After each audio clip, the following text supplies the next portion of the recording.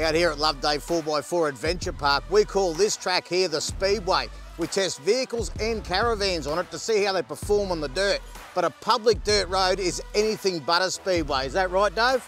Mate, you want to be driving safely out there and making sure you're reading that road surface ahead, as it can look smooth but can be difficult to read, so make sure you're driving well within your limits.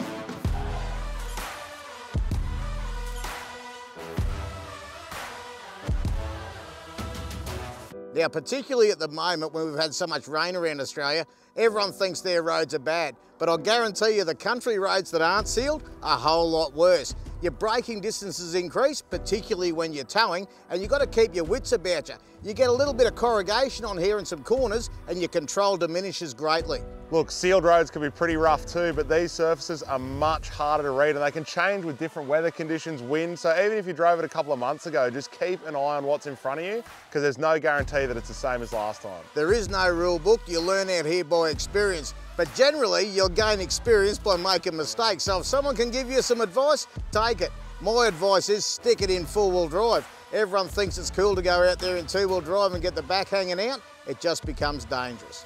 Now in full-time four-wheel drive vehicles with a centre diff, you don't really have a choice with that, and it's a good thing. It'll keep you safe in any terrain. In a vehicle where you can select two-wheel drive and four-wheel drive, as they use a transfer case, that front and rear diff are both spinning at the same speed. That can, on a loose surface, make that vehicle understeer a little bit, but understeer is more predictable than oversteer, so it's a good idea to have traction at all four corners. You never know what's going to jump out in front of you out here. Could be wildlife, could be a washout or a massive pothole. And your stopping distance, as I said earlier, is greatly increased.